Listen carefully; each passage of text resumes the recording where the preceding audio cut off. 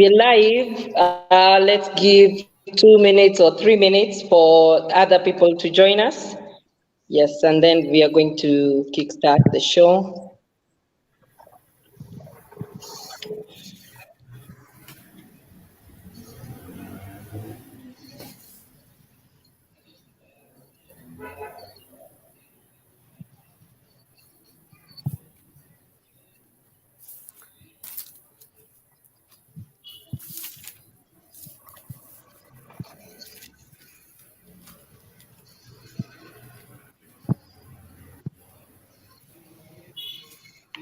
Hi, guys. We can see you. Thank you for joining in. We're just giving like 2 minutes for other people to join in. All our guests are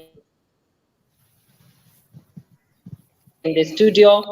Discussion about the journey of women in politics across the African continent. So I'm looking forward to a great conversation.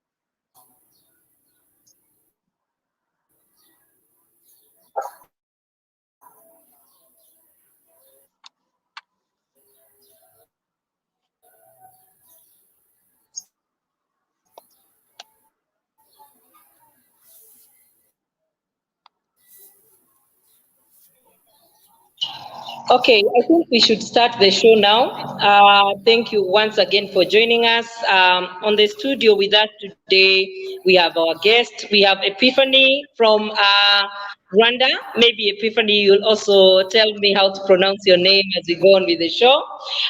We also have Jemima Kutata, and we have Winfred Asiko, and they will be telling us more about who they are. These are phenomenal women.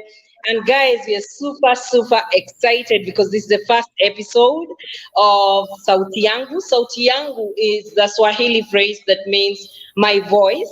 And of course, we all know that the voice of women has been ignored for a long time. So we are very happy to be giving women a platform to tell their story because women are making a very big contribution in the African space, talking about economic development, socioeconomic development, and also in politics. And today, we are going to be discussing the topic of how women are making very good influence when it comes to politics and what are the opportunities available for them, what challenges are they facing, and how can they actually be able to leverage and become better in that space.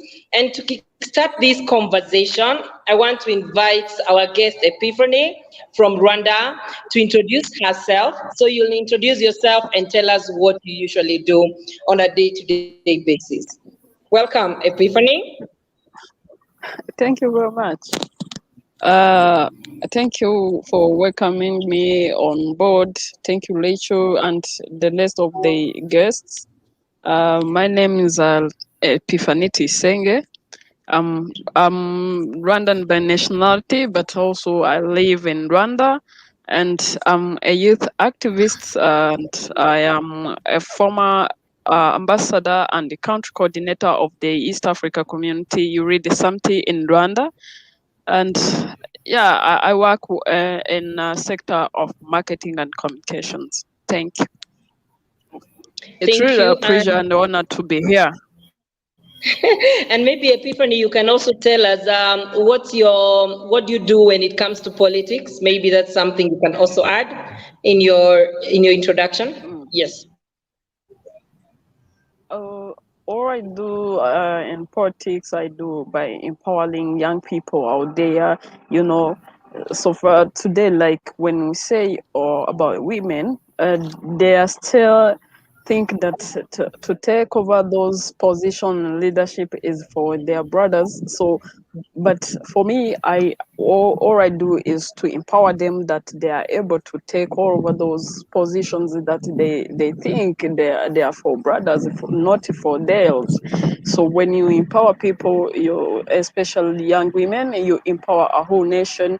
And it's really amazing when you have the common understanding for women and men to to that level of the politics, because I think women they are the key in they are the key who play a big role in developing of their countries, as we know. Yeah. Thank you, Epiphany, and welcome to the show. All the way from Rwanda, we are excited to see the beautiful background in, I think it's Kigali. So welcome to the Kenyan space Yeah, on the it's virtual Kigali. space. So very nice to meet you Okay. as well. I can see And you in Nairobi. Yeah. yeah, welcome. And the next person I want to introduce herself is Jemima Kutata, all the way from Mombasa County. People commonly refer to her as Miss President, so I hope she'll tell us why. And then she can also introduce herself and tell us what she does. So over to you, Jemima.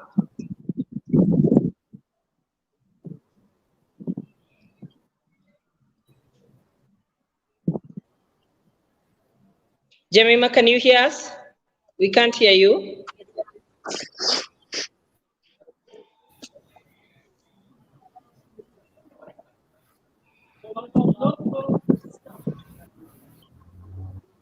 I think we don't have a very good sound from Jemima. Can you hear her? Epiphany? No, I can't.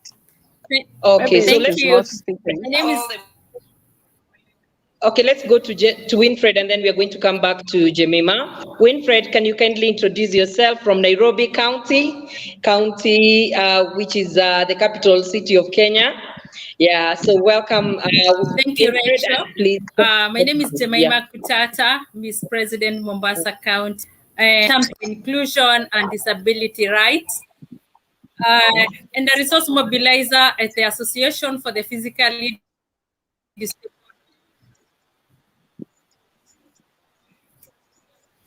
Okay. Okay, thank you. Winfred, can you actually introduce yourself, and then we are going to come back to Jemima because we can't hear your sound, Jemima, clearly. Maybe you can try to leave and join again. There's a problem with your sound. Yeah, but meanwhile, Winfred, could you introduce yourself and tell us what you do?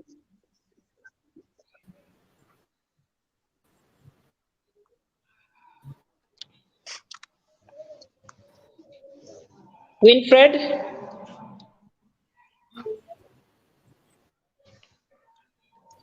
please unmute your mic, Winfred. Yeah, there.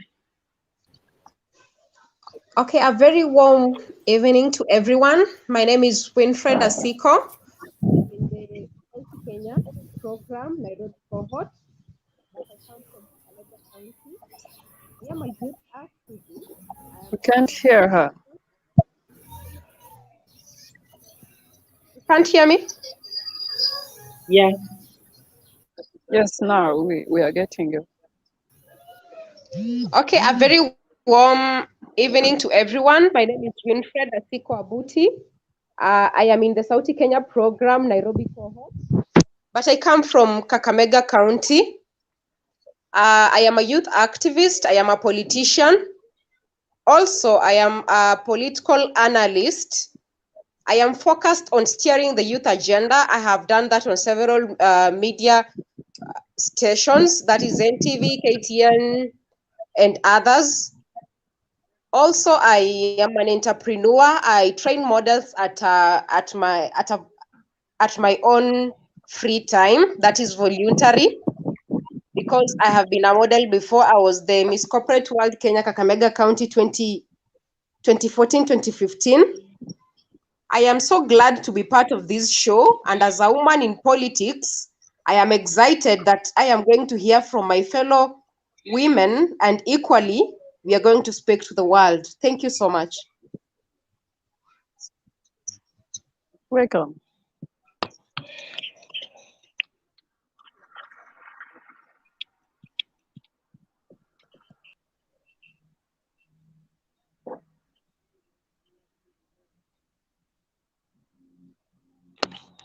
Hello, can you hear me? Can you hear me? Yes, we can hear Yes. you.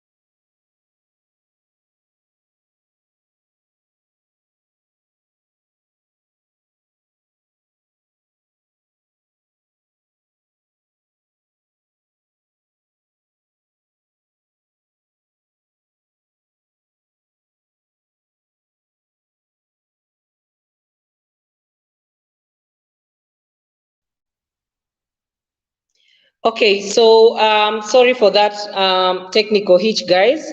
Winfred, you can hear me clearly now? This is technology, and sometimes technology can be tricky.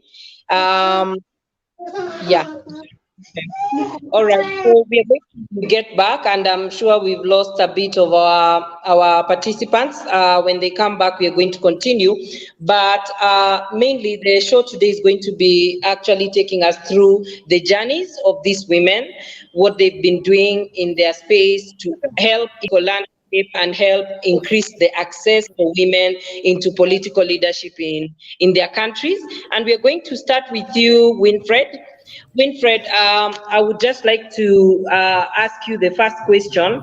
What inspired you, to start your political journey? I know you vied for a political position in the past. And so what was that inspiration that you had that steered you towards wanting to vie for an elective post? So over to you, Winfred.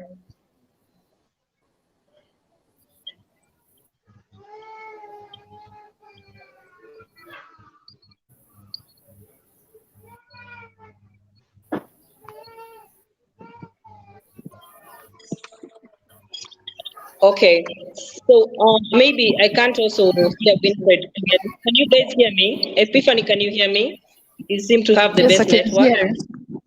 Yeah. Okay, so tell us, what's the inspiration that you had that inspired you to actually be able to get into the world of politics? To Wait, want to participate as a woman. Yeah. come on, repeat the question. I'm saying, what inspired you to want to get into politics as a woman in leadership? Yes. Thank you. That's a good question. For me, as a young woman who grew up in a country that faced a tragic history, which is a genocide against the Tutsi, and when you go back in the history, young people were on front line, whereas as they were encouraged by the bad governance to commit the genocide, and and on the other hand, you will see that the people who stopped the genocide were young people as well, were young women and men who took the initiative, who who promised themselves that we need to stop this genocide and liberate this country from bad leadership. So, as a young woman, this made me feel I have to give my full contribution toward this nation, where government give us different platforms to including like Itolelo and Youth Volunteer. So, and as a young person who need to have a contribution in leadership, I help the others to change the mindset so that they can also be able to uh, to to to be very active so that they can able to defend their countries. So as here in Rwanda, we have a problem where many people, those who participated in the genocide against the Tutsi, uh, there is a huge challenge where young politicians, because there are many people who want to change, who don't want to change their mindset. So some choose to be reluctant and refuse to change, which put people to at great risk of feeling hopeless and failing building the country. So as a young reader myself, I tried to mobilize. I tried to mobilize the community clearly, explaining the history of our history by focusing on the youth, to uproot all the genocide ideologies and taking the model from the heroes, being resilient and keeping youth head up to the common good of people, and also helps them to overcome those barriers. So I think that's the only one thing, as young people from this country that has experienced that tragic history, they should be able to be responsible to protect their countries in different platforms. Thank you. Thank you. And it's good that you've raised that issue of the genocide, which is something other African countries really need to learn from. In Kenya specifically, we've had post-election violence every time there's election. And now we are looking towards the year 2022, and it's going to be the same thing. We've been stepping back for a long time. We had the Constitution of Kenya granting us a two-third gender rule, which was never implemented for the last term. And so you see that the progress in bringing women into leadership and all that is facing a lot of enemies around the world, basically, even in developed nations, even like Germany, UK, and all that. And so it's encouraging to see women being willing and courageous enough to go ahead and fight against odds and be able to go into politics. So I want to take my next question to uh, Jemima. And Jemima, I just want you to tell us from your side, as a woman living with disability, a woman with disability, me that I am trying to correct myself all the times, and being a role model for many young people in this country. You've been courageous enough. I remember one time we were doing a program somewhere and you told us, if there's no accessibility for people living with disability, I'm not coming tomorrow.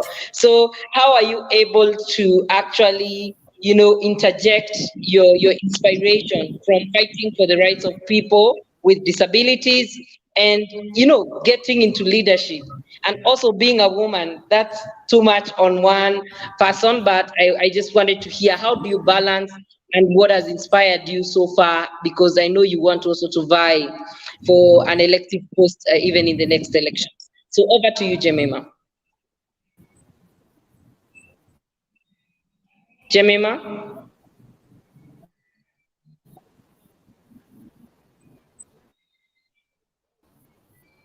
Oh, Jemima, we can't hear you.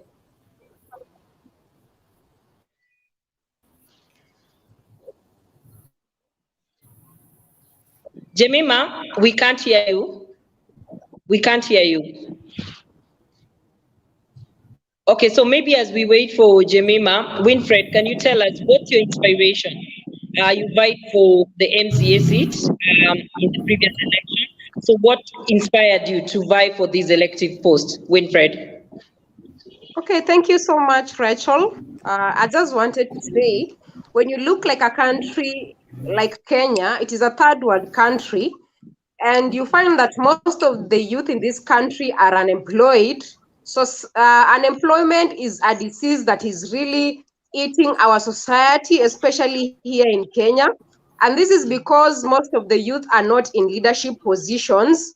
You find that you can find a person who's 90 years and they have been elected in a docket that is supposed to be for the youth. And also you'll find that some jobs that are supposed to be given to the youth, they are given to all people. So as a youth activist, I got into politics because I want to be an example to my fellow youth. I want to encourage them to come out of the periphery, come claim their leadership positions, because if they will be in these leadership spaces, they will be able to be part of policy formulation, and they will also be able to create jobs for their fellow youth. So me joining politics is just to encourage my fellow youth to come out of the periphery and claim their leadership spaces. Because in the past revolutionary acts, like when you look at Martin Luther King Jr. and when you look at Malcolm X or Patrice Lumumba, the first prime minister of DRC Congo, you find that these were the youth. So if the youth in this country and in this world could come out categorically and state that they want to be part of leadership spaces, they will actually achieve it. So this is why I joined into politics, to just be a wake-up call to my fellow youth, and also to encourage them to come out of the periphery and be part of these leadership positions. Thank you. Thank you, Winfred. And I have a follow-up question. So, actually, Winfred is part of the Sauti Kenya Program participants in Nairobi. Congratulations, Winnie, for having been picked among so many women to join the program. And secondly, I wanted to do a follow-up question with you and ask you, so how was it the first time you told your family, your friends, you told them that I want to vie for this political seat? How was it for you? Okay, there are some friends that would encourage you to vie. I have so many people, so many friends who are so supportive. But when you look at someone like my mother, she actually doesn't love politics. So she's always telling me, you are going to hurt yourself in this field. So the best thing to do is you leave it. Thank you, because you're Rachel. still young. As a woman with disability, it has been a challenge, because as we know, all women... You can't hear me, eh? Yes, we can't hear you. We can't hear you. Let Winfred finish, and then I'm going to give you an opportunity as you fix your mic. You can try it leaving and coming back. Yes. Jemima, try disconnecting. Can you hear me now? Back. Okay, continue. Yeah. What is wrong? Winnie, continue. Okay, so it becomes so hard. Like when my mother says, you're still so young, you're supposed to leave politics because you have to get a bit older for you to join politics. But I have so many friends who have my back. I also have a few family members who have my back. And this gives me the strength to go on and do my best, because I believe if you want something in life, you go for it. You don't just sit back and wait. If you want anything in life, you go for it. And this is what is propelling me to be in this field. It has made me to be very strong. I've become so strong politically. Like even I have some of my opponents who are going ahead to hack my accounts, my social media accounts, 1 month ago, all my social media accounts were hacked. It is because I have become so strong, so persistent, so resilient, despite the fact that not everyone is supporting me, but the zeal that is in me is the one that is making me stronger. Thank you. Thank you. And back to you, Epiphany. I wanted to know, like, what has been the reception? Because I've seen you've been working on a Pan-African level. So what has been the reception of you, first of all, being a young woman and influencing at the level of EAC, at the level of, the African Union and in your country? How is the reception in Rwanda towards women vying for political positions? How is that like?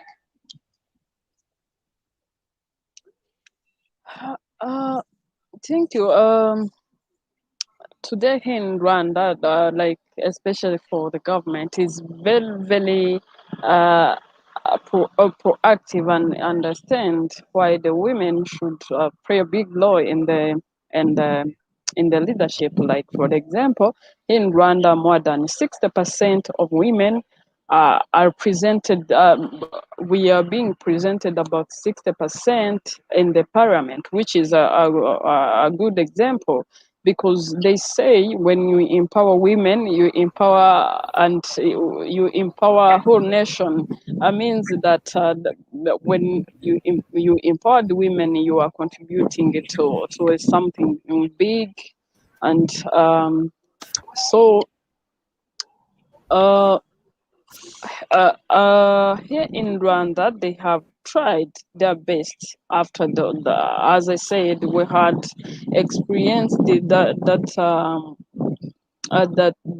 tragic history, but they have tried to engage women in taking all of those high levels decisions. So, um, example when or when, like for example, let me focus on economic status, because I believe when the women are financially empowered, in addition to their is a greater addition to their political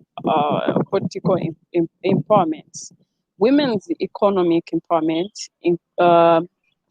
favorize can enable can make them to be able to to to awake their abilities to participate equally in existing markets, their access and control over the productive resources and access to other decent works. So for me, I do really understand in Rwanda, we do understand why women should always be in those first places in their leadership, because we have real examples.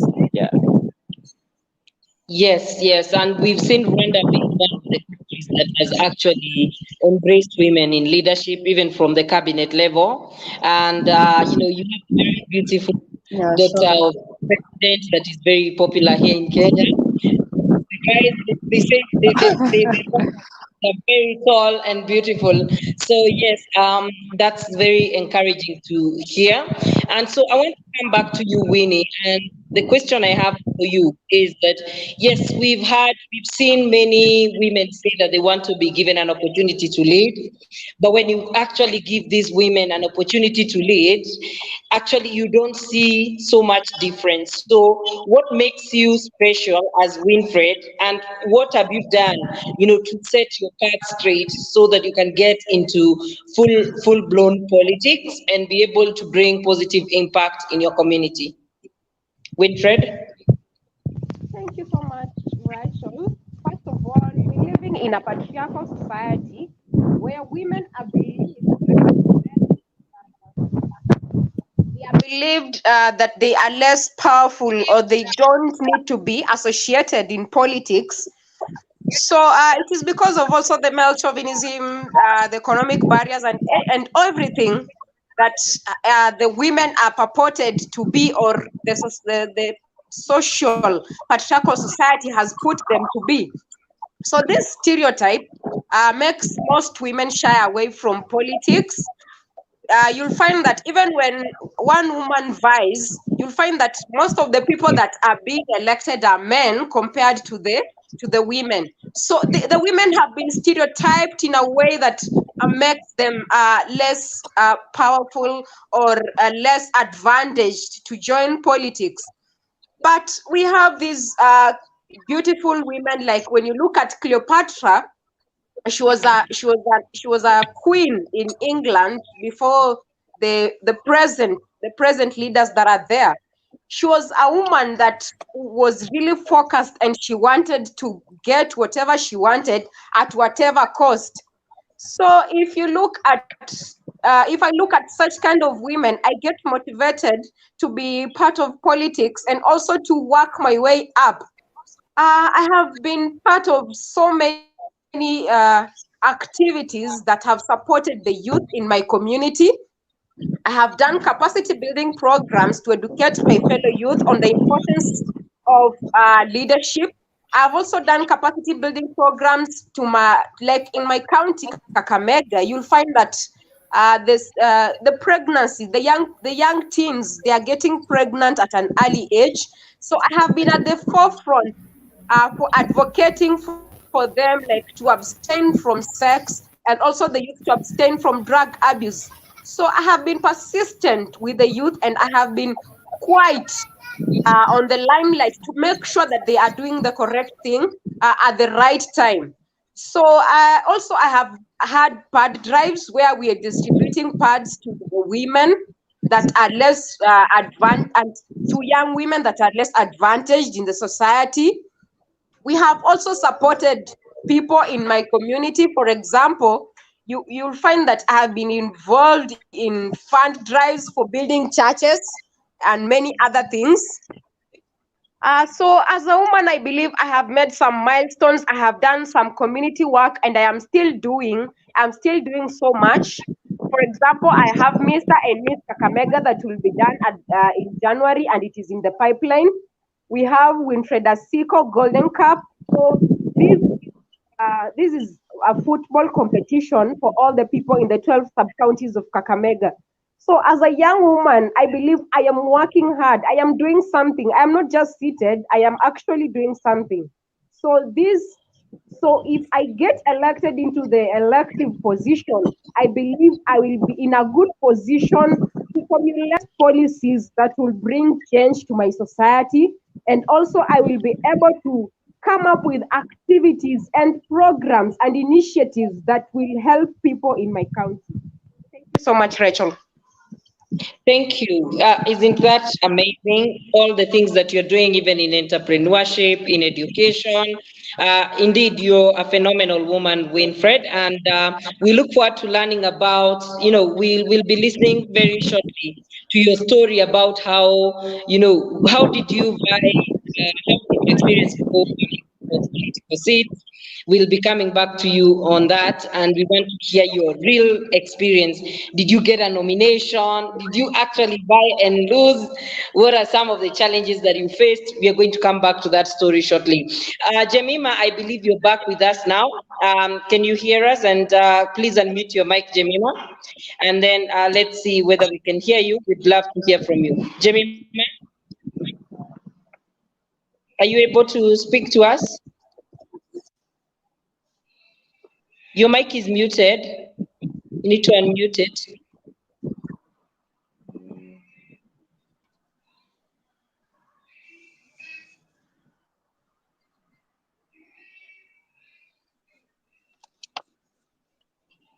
Okay, so I think as Jemima fixes her mic, I wanted to ask you, Seraphine, a very important question on policy. So do you think that the African governments and even the regional, organizations like EAC have put in proper measures in their governance structures to facilitate for women, for us to have more women, joining into the political movement? Because as it is, we have women making the highest population in the world. More than half of the world's population is the women. But then when it comes to making decisions, for the majority of the population is excluded from that. So in terms of policy, what do you think we can do better at the AU level, at the East African community level, to further give the women a better platform, also have a chance to sit on the table? What are your views on that, Epiphany? Come on, repeat the question. Okay. So Epiphany, I was saying, you see, at a policy level, you've worked with the EAC, you've worked with regional governments, and at a policy level, what would be a governance structure that African governments would adapt to ensure that they're giving more women opportunities? And you can give us even examples of Rwanda giving women more opportunities to vie for these political positions and empowering them to vie for these. Sorry. Can you hear me? Yes, I can hear you. Yes.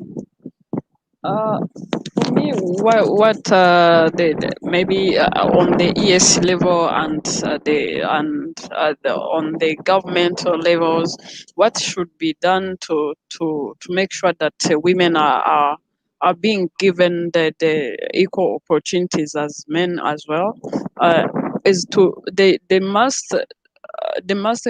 have to change the mindset and think that women are able to do what men can do, and if they can change that mindset, I think nothing can stop them to create those equal opportunities to the women. Yes, I think all they want to do is to change the mindset and adopt that women are able in this century to do what men can do. and what are some of the progressive barriers you faced as a woman in politics in Rwanda, for example? What are some of the barriers you face every day as you're trying to rise up in the ladder of political leadership in Rwanda?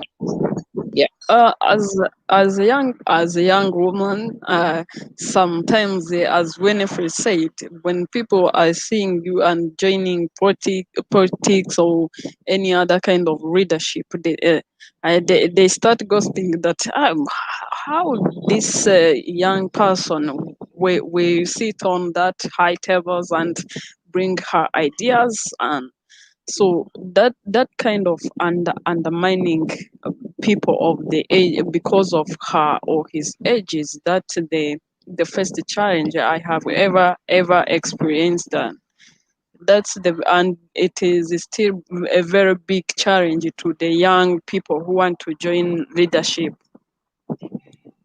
Yes, okay. And maybe Winfred, you can jump into that and tell us what are some of the barriers you faced in your journey towards, rising up the ladder in political leadership in Kenya? Wow. I can tell you that the political space is pretty murky, especially when I talked about the patriarchal society, how this society treats women, especially young women.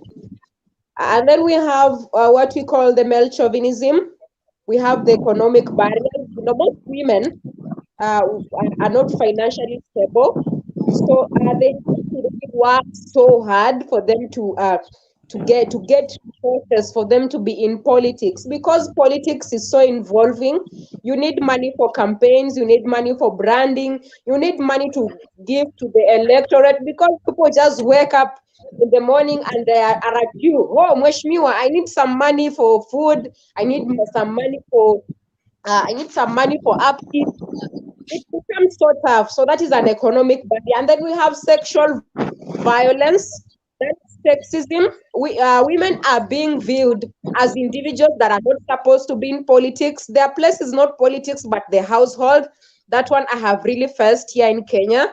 And then we have the social perception from people that if you really have to make it, that you have to give favors, especially sexual favors, to the man in these spaces. So this is really a big problem, because some women and some young women who would love to join politics, they will be very hesitant, because they would think, or they are thinking, that for them to make it to come to rise their political level, they have to give favors, including sexual favors, which is very wrong. And then I have faced an issue of security, social security, also social media security. You don't have social media security. People get information about you. They take it to media. They take pictures of you of the past. They take it to the media. They start abusing you. They tell you, oh, you're not looking good, you're looking small. Such kind of issues are arising, especially when you are in this political space. And then an issue of beliefs and norms.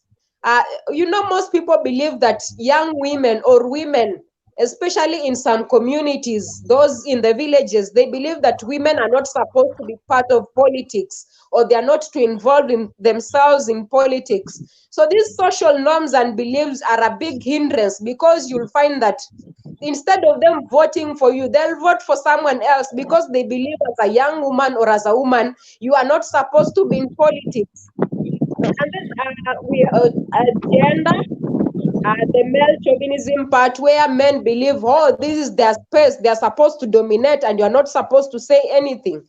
So this is a real hindrance to me in politics, and these are some of the challenges that I've faced. I've also seen my friends facing the same challenges. For example, there's this media personality called Nyasuguta. This lady there's a time she went for a fundraiser in a church in 2017 in Mbakasi East, which is a constituency in Kenya. And it was very wrong from the goons of the other candidate, who even hit her so much. She had to quit politics. So this is violence, physical violence against women in politics. There's another woman who was addressed in Kasarani. She was vying for a member of parliament position. This is very wrong. This is violence against women in politics. So this political journey is not easy. As a woman, and especially when you are young, you really have to have a strong heart. You really have to have you really have to be a woman of steel, because if you become so, if you have this heart that gives up so easily, you will give up on the first day. So politics is very challenging, not only to women in Africa or women in Kenya, but to women in the whole world, because we have seen even some being assassinated, some being raped. Yeah, those are some of the challenges that I have faced. Thank you so much, Rachel. Thank you. And indeed, we have so many barriers in even business sector, civil society, that confront women who want to go into leadership position. So I'm learning a lot, because this is about you telling your story. So I'm just the moderator here, trying to get as much information so that the other women who are joining us on this broadcast can also learn from your experiences and what you've actually been able to achieve in politics. And so I just want to take this opportunity to thank the people who've just tuned into this chat. I'm seeing you, Maslin Nyambaso. Thank you very much for joining in. You're saying you really admire Rwanda leadership. Women are so included. So thank you, Epiphany, for being here.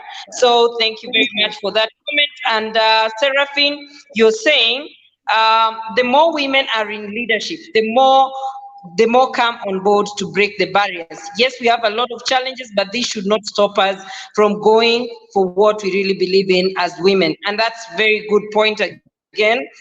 Maslin, thank you so much for all these insights. I hope everybody who is on this chat is also going the comment section to just read all these wonderful comments that we are having. Like, for instance, Maslin is also saying that in politics, publicity is publicity, both negative and positive. So you just choose how to write in it. Yeah, that's true. Again, publicity is everything in politics.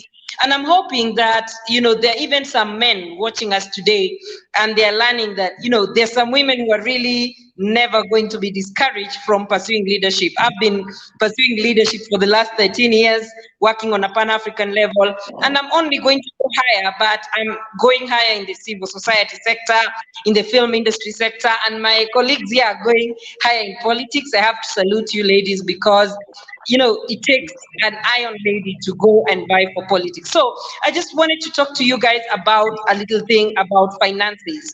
You've mentioned this a bit, Winfred, but I want to take it to Epiphany.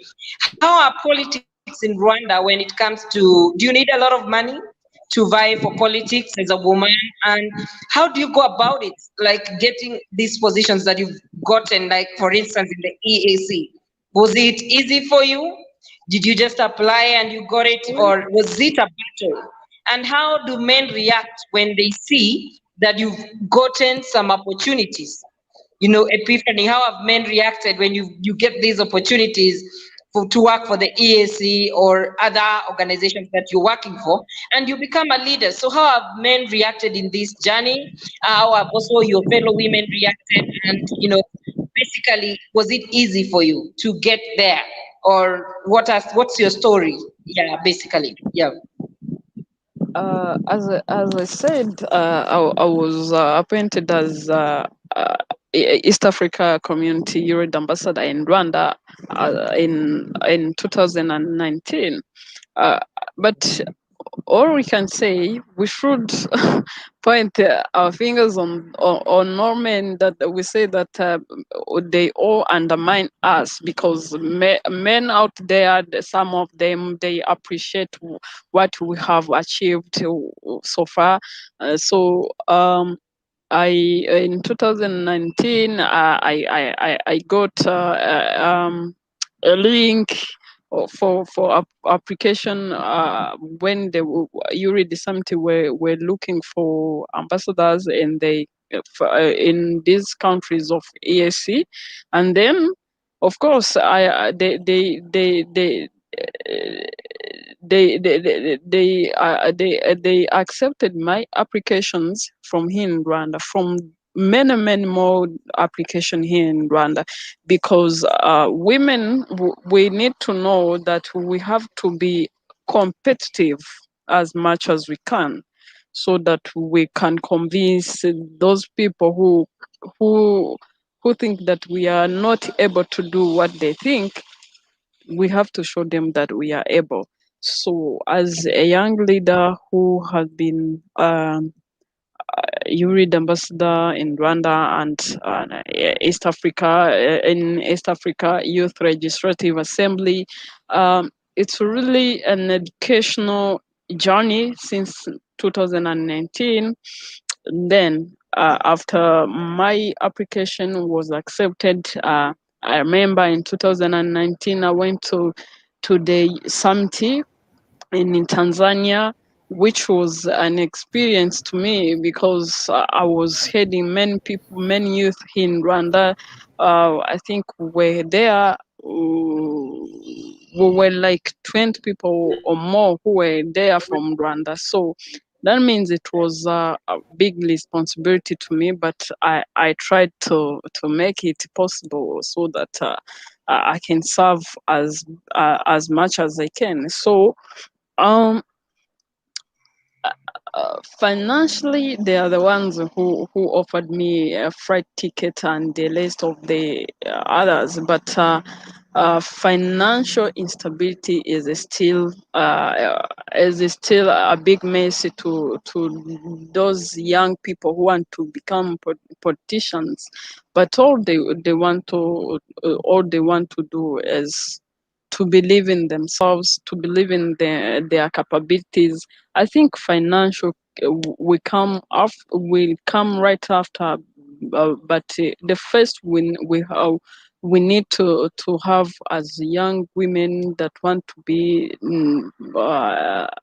politicians, we have to believe in ourselves and believe our capabilities. So let me give you an example. Like in Rwanda, as I told you, they really understand the laws of empowering women to be financially stable, because some of women are the CEOs of the big companies in Rwanda and other institutions, which means that to that the things that empower them to be self-reliant and financial stable. Like in Rwanda, we have what called homegrown solution, where we initiated what we call made in Rwanda. Now, so far we have the things that we cannot import for, or I mean export from the outside, because we are able to make them for ourselves. So, and in that initiative, women out there, they are playing a big role. As I said, many of them, they are the CEOs of those companies. So I think uh, when you believe in yourselves and you be innovative, I think there is nothing that can stop you, as much as you know what you want in life. Yes, and I agree with you. That's a very insightful piece of information. And I want to save time and go quickly to Winnie. Winnie, tell us your story. We stopped at your story where, you were joining politics in 2017. I think you ran for an office.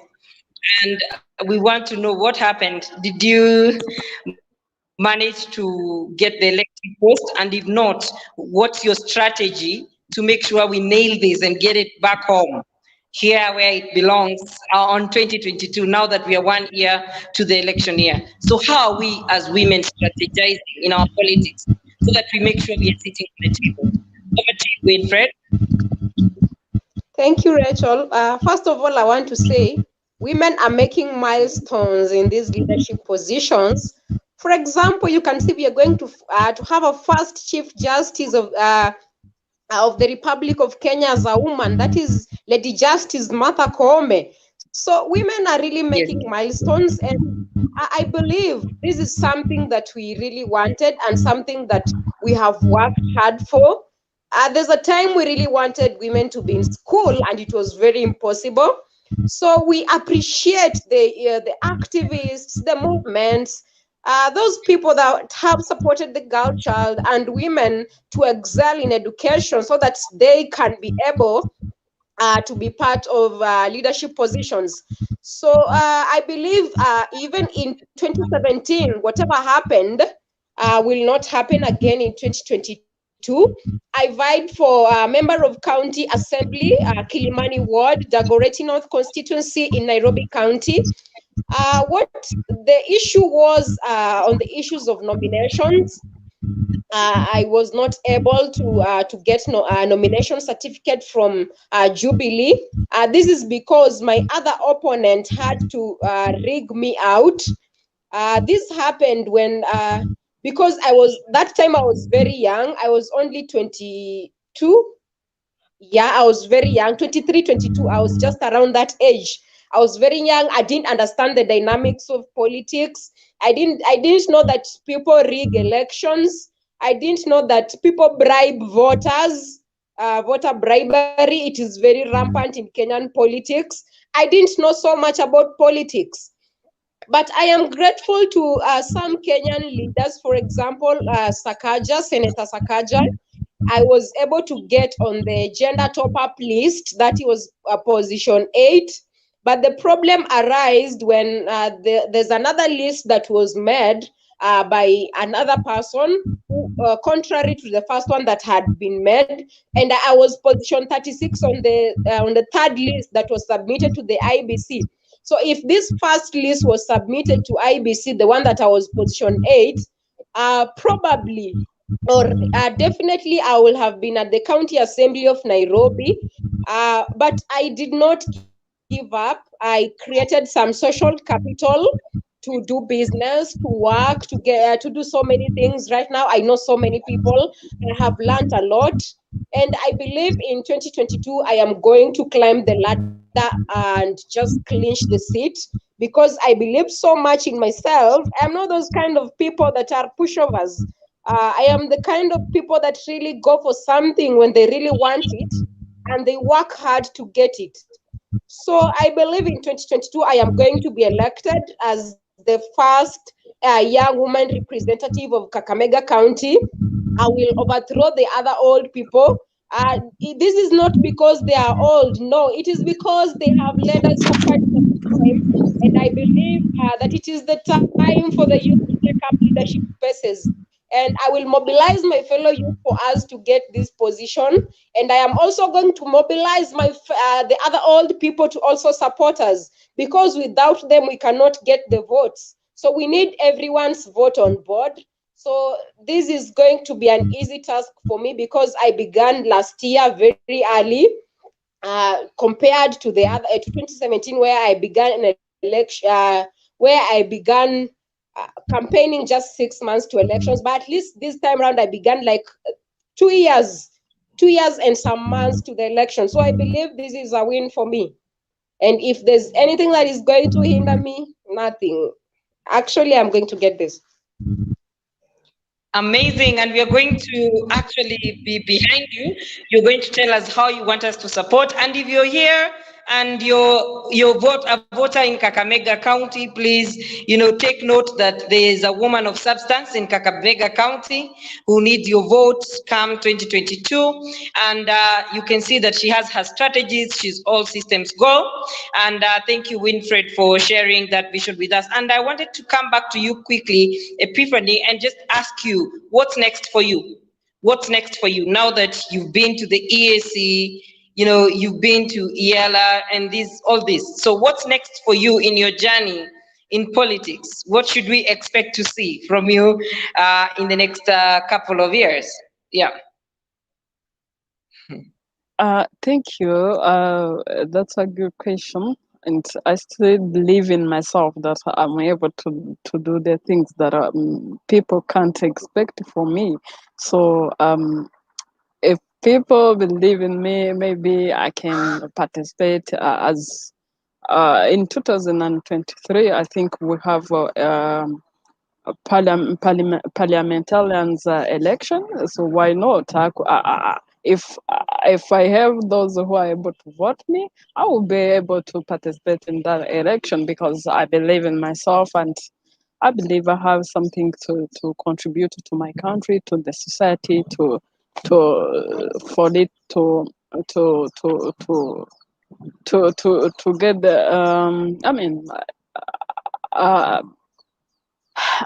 I'm stuck how I can say, but if there I believe in myself, and I'm able to participate in whichever activities of the government to contribute to the communities as much as I can. And quickly, we're going to start with you, Epiphany, then we are going to go to Winfred. What things will you do if you get elected? In 2023, you'll get elected. If you get elected, what is it that you want to be? That solution that you want to give the people of Rwanda if you get elected? Yeah, of course. I can Rwanda is like a country that was born yesterday, because we faced that tragic history. All of the beauty that we are seeing was done in 27 years ago. So as a young people, and who see what's happening here, yes, we still have a lot of problems, but there are some problems that were solved. So I think there is empowering youth to become financially stable by creating their own jobs, instead of after graduating the universities to sit and wait. Maybe there is someone who will call her. So the other thing that I will do, it's just empowering young women, that because we need them on the national level. And there is one thing that I forgot to say. Women are presented in all levels, from low level to the national level. So I think the empowering women will be also my key aspect to empower them to be able to in leadership, so that you never know, they can lead at national level, at regional level, at continental level. just to wake up the sleeping giants in them, so that they can feel that they are able to do well, to do everything. Yeah. Yes, thank you. Hello? Thank you very much. Winifred, what will you do to get elected? Yes? Can you hear me? Winfred, I'm saying, what will you do if you get elected to be a member of County Assembly in Kakamega County in 2022? What will you do differently, and what do you aim to change in your community? Okay, first of all, can you guys hear me? Yes, yes. First of all, I want to say the Constitution of Kenya, Chapter 1, it's so clear on the sovereignty of the people and the supremacy of the Constitution. So I want to say, if the people shall give me the power, because power belongs to the people, first of all, I will represent women whom the Constitution recognizes as a marginalized group. That is, I will look at the interests of women and girls.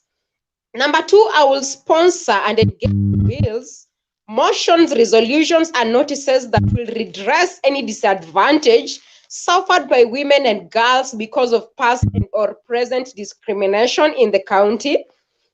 I will also receive and act on petitions from the public on matters that relate to discrimination of women and girls.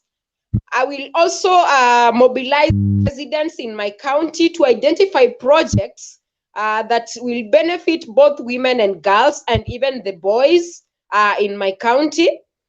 I will also influence the national government to be able to include the projects that my county will be involved in especially to be implemented in the county.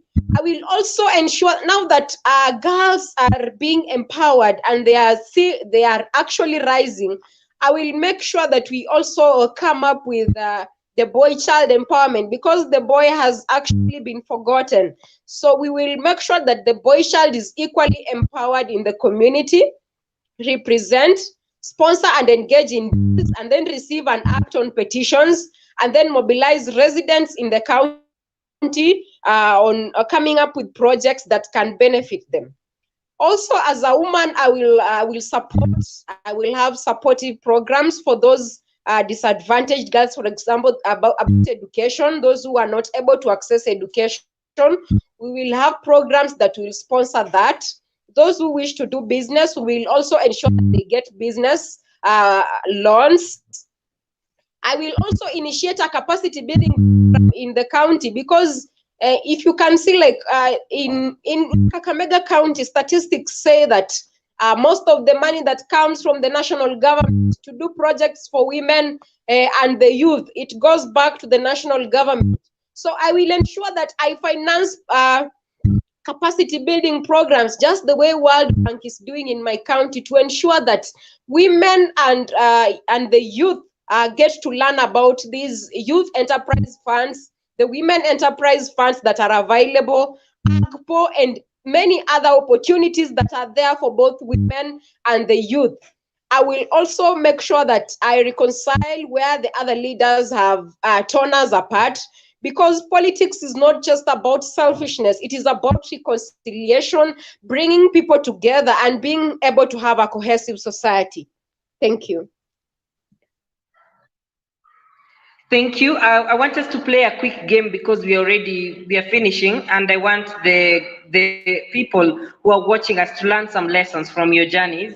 And so I just want us to make a quick round, and what I'm going to do is I'm going to say one lesson that I've learned in my life about political leadership for women, and then Epiphany, you're going to say one lesson, and Winfred, you're going to say another lesson. You're going to go for 2 rounds and just share quick lessons that we've learned in our journey in leadership.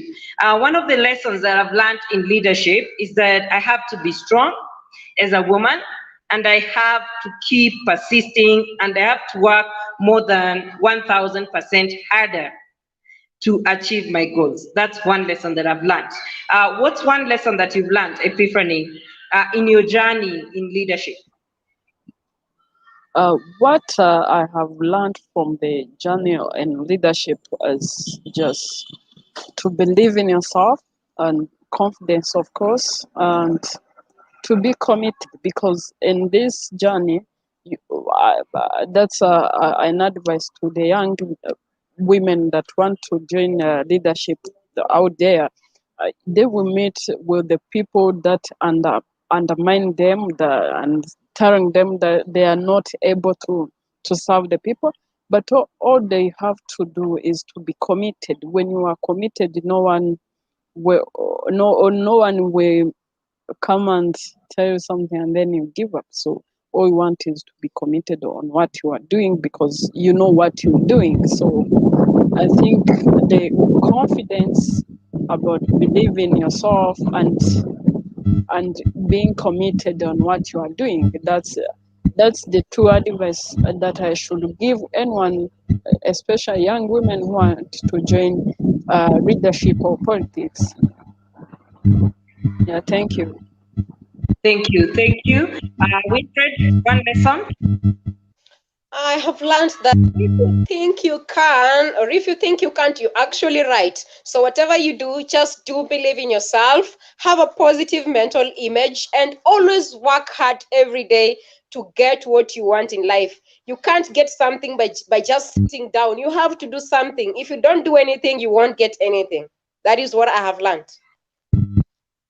Another round. I'm just going to add one thing. One of my favorite books that I've ever read is The Outliers. And that is this analogy that you have to work for 9,000 hours and above to be able to be good at something that you do. And that just goes to insist on the fact that what Winfred just said right now, that you need to work hard for the goals that you want to achieve, and also you can't take shortcuts. You can't take shortcuts, so it takes time to build a legacy. And if you want to be a leader, start from where you are. As some of the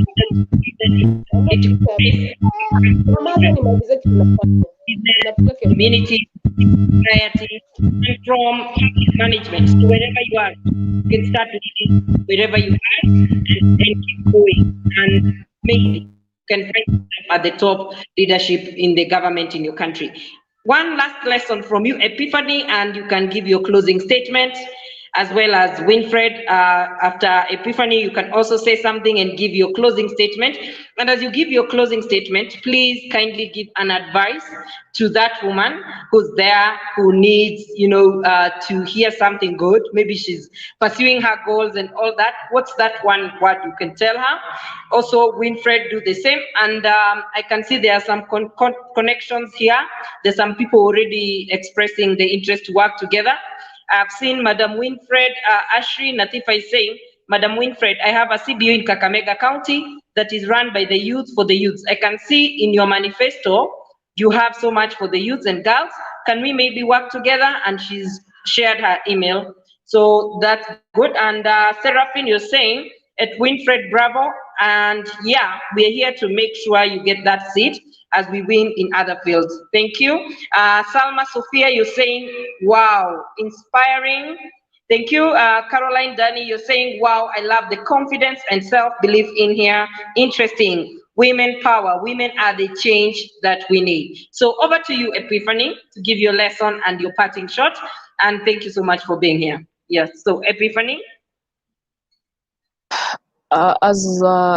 Thank you very much, and I want to address this advice to the young people out there. They want to leave their comfort zone and go and test themselves to achieve their aspirations. But for them to achieve those aspirations, they must be committed, have confidence, and be ready to defend for themselves. If you are not ready to defend for yourself, you will not make it. But I wish them to make it because they know what they want. And as they say in Rwanda, as a youth, the government tells, the special president Kagame tells that young people, you have the future of this country in your hands. Of course, yes, because we are the next generation to take over this country, to you know to take the. But can Winifrey mute the mic? Okay, yeah. Yeah. So if so for young women or women in general, they must think that they are the only ones who can be empowered for the country to be empowered, to be financially stable. Yeah, we want many more women on the table, on those high tables where the decisions are made. So you can't get there if we're not committed, if we don't believe in yourselves, that your idea, your opinions matter. Thank you very much. Thank you very much, Epiphany, and thank you for joining into this conversation. We really appreciate the insight. We've not had enough time with you, Thank you. so we'll welcome you back again. I think I need to invite these politicians back to this part of the game. I had so many questions, and I barely asked a quarter of the questions, and you guys have really given us very good content. So I'm looking forward to keep learning from you and keep encouraging other leaders. And so over to you, Winfred. Please give us the cutting shots. Tell us what you want to say to the other people who are tuned into this conversation. Okay, what I've learned about, yes, what I have learned about women in politics, I want just to tell you that sexuality or sexual violence should not be a hindrance for you to get what you want to do in politics. Like if someone is attacking us because of how you look, or how beautiful you are, or how you're just made by God, let it not make you feel sad, because that is has become so normal. Sexual violence in politics is something that I have really come to live with, especially here in Kenya. And then as a young woman, I just want to talk to my fellow young women that indeed this country needs revolutionary acts that will come from you people. I want you people to be so many in the Senate. I want to see so many of you in the county assemblies. I want to see many of young people in the National Assembly. It will be good if we are having a speaker who's a young woman. It will be very quite encouraging if we also have minority leaders and others that are in these houses for women. And also, as young people, we have so many dockets and jobs for us to get in this country. So the only way we can get is by working hard, coming out of the periphery and speaking in one voice. You know, when you come together, you can do so many things. But when you're alone, you can't do much. As someone said, if you want to walk so far, you walk with people, but if you want to walk so fast, you walk alone. So we can really walk so fast and do so many things as young people in this country, young people in Africa, and even young people in the world. I was so happy and excited for Bobby Wine, who just vied for presidency the other day. That was an encouragement to young people, that it was a wake-up call to young people that we should come out, work so hard, get something. It is not just sitting on the periphery and just waiting. The political class, they have categorically stated what they want for themselves. What about us? Don't just be stone throwers. Don't just be errand boys and errand girls. Don't be bloggers. Your work, let it not just be blogging for these politicians and abusing other politicians. No. It is a wake-up call for young people to come out of the periphery and claim for their leadership spaces. So if there's any person out there listening, I just want to encourage you. I want to motivate you. You can be what you want. Actually, it is not easy, especially in this country where we are having an economic crisis. And actually, the economic crisis, I think it is in the whole world, because COVID-19 has hit the whole world. but it is but when you cultivate